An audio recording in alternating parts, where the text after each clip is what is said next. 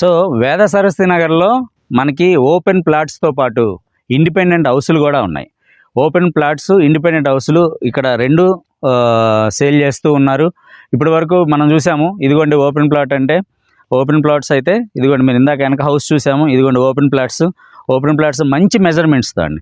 ఈ open plot కూడా మంచి 32 అడుగులు వెడల్పుతోటి 54 అడుగులు లోతు పొడవుతోటి ఒక మంచి స్క్వేర్గా ఉండే విధంగా ఇక్కడ లేఅవుట్లో ప్లాట్లు కూడా డిజైన్ చేయడం జరిగింది.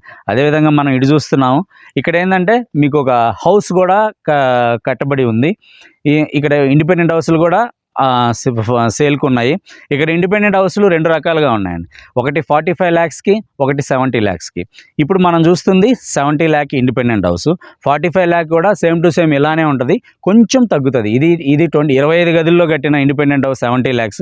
అదేవిధంగా మనకు 45 lakhs అంటే 19 గదులు, ఒక 5-6 గదులు మాత్రమే తేడా ఉంది. సో 5-6 గదుల్లో ఏముండదు, క్వాలిటీ మాత్రం సేమ్ ఉంటుంది. ఇప్పుడు రండి ఒకసారి లోపలికి వెళ్ళి మనం హౌస్ ఇంటీరియర్ డిజైన్స్ సో మొత్తం మీకు ఒకసారి ఎక్స్ప్లెయిన్ చేస్తాను.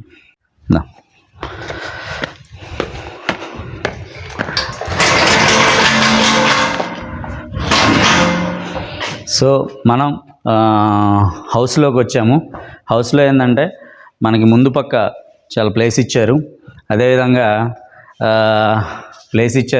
పైకి మెట్లు ఉన్నాయి.